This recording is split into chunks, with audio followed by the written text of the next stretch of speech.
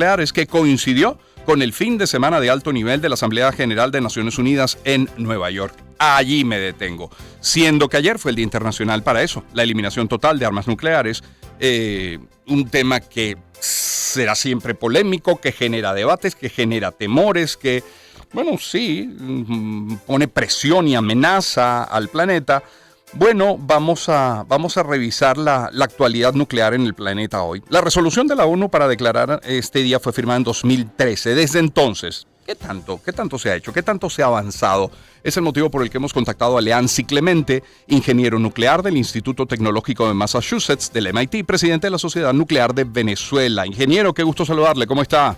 Buenos días, Román. Mucho gusto. Desde 2013 a la fecha, ¿algún avance, ingeniero?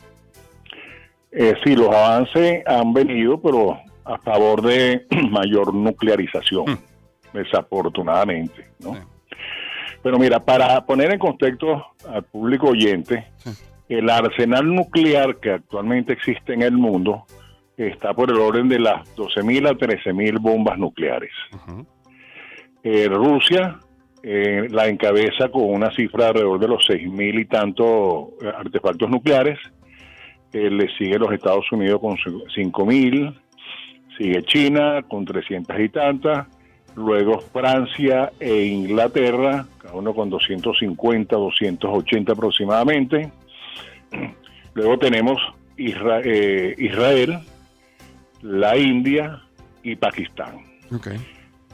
Y últimamente, que es algo que me tiene muy preocupado, que es la de Corea, porque Corea no solamente viene haciendo pruebas nucleares, sino que también está trabajando en la parte misilística. Sí.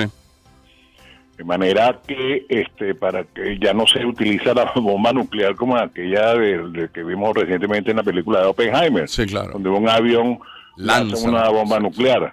No, ahorita se hacen de continente a continente. Claro, fabrico la bomba y el cómo llevo la bomba. Sí, señor.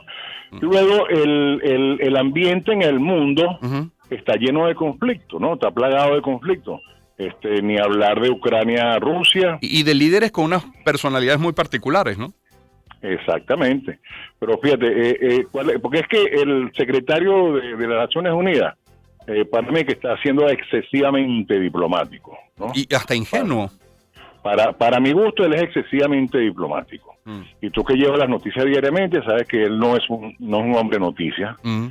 Pues precisamente por eso. Entonces tenemos el conflicto que está China con Taiwán, ese conflicto que está permanentemente de Rusia con Irán por las pruebas nucleares y las sanciones que se le han dado por el proyecto de enriquecimiento de uranio, ese conflicto que existe entre Irán e Israel, que tiene bombas nucleares, y ni hablar pues de lo que está pasando en otras partes del mundo. De manera que yo no creo que alguien en su sano juicio, que posee el único armamento que me garantiza que no voy a ser atacado, yo vaya a salir de él. Exacto. Entonces, es ingenuo, es utópico pensar que puede ocurrir lo que él desea y anhela, hacer desaparecer estos artefactos de la faz de la Tierra.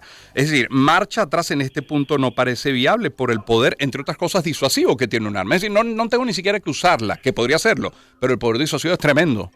¿Tú crees que si Ucrania hubiese tenido bombas nucleares pasa lo que pasó? No en absoluto. Luego, el secretario de las Naciones Unidas, yo creo, como te dije anteriormente, es excesivamente diplomático, porque la cuestión no es quitarle la bomba nuclear, o sea, ir hacia una utopía como es el desarme nuclear. Más bien creo que los esfuerzos de un organismo tan importante como Naciones Unidas debería ir para evitar los conflictos, ¿no? Entonces, yo creo que si las acciones no solamente de las Naciones Unidas, sino de los dirigentes occidentales, hubiese sido un poco más agresiva, a lo mejor Putin hubiera retardado un poco más o lo hubiera pensado mejor esa invasión sobre Rusia. A mí me preocupa mucho también esa reciente reunión que hubo entre Putin y el dictador de Corea del Norte, ¿no? Porque ambos ambos tienen la misma característica, son dictadores. Ambos han amenazado, bueno, ya Putin hizo realidad sus amenazas, pero Corea del Norte vive amenazando permanentemente a Corea del Sur. Se ven que estos dos líderes no tienen ningún tipo de control en el momento de que vayan a perder, valga la redundancia, el control de sus gobiernos.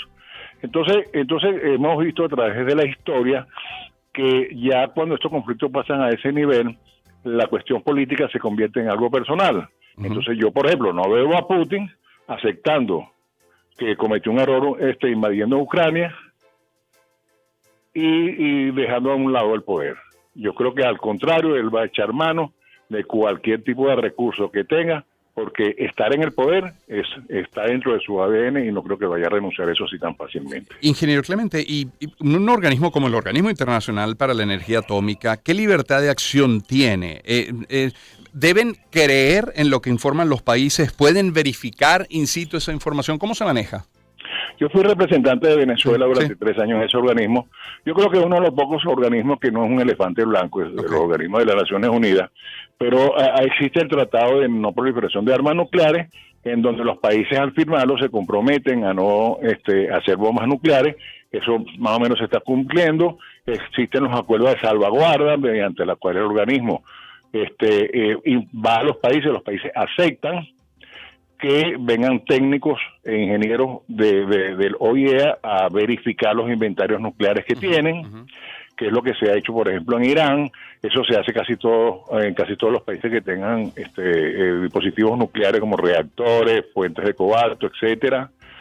En fin, pero ya el mal está hecho. Ya las grandes potencias tienen sus armas nucleares y por coincidencia ninguno de ellos es signatario del TNP ni en los acuerdos de salvaguarda. Claro.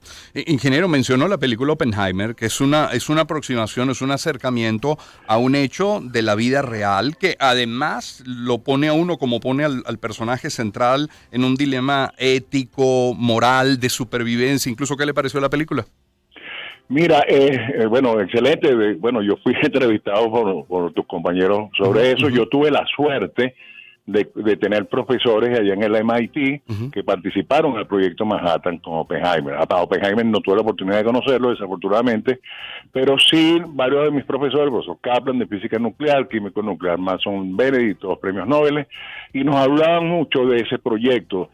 Oppenheimer no era el más brillante de todos ellos, ni siquiera recibió un premio Nobel, pero Oppenheimer tenía una característica que era poder amalgamar todas esas mentes brillantes.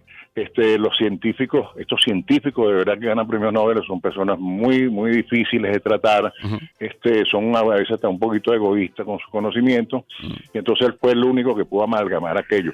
Y fíjate que el gran científico que fue Albert Einstein, que fue el que cuantificó la cantidad de energía que se iba a producir con una explosión nuclear, no quiso participar en ese evento. Bueno, interesante, quien no la haya visto, recomendada. Además el manejo que tiene del momento de la explosión de la bomba, que alguno podría pensar que buena parte de la película gira en torno a ese momento y no, son apenas algunos segundos, pero tratados de una manera muy inteligente. Ingeniero, gracias por su tiempo. No, gracias a ti. Feliz día, que esté muy bien. Un abrazo. Igual para ti y tus oyentes. Muy amable. Leancy Clemente es ingeniero nuclear del Instituto Tecnológico de Massachusetts, del MIT, presidente de la Sociedad Nuclear de Venezuela. 6:51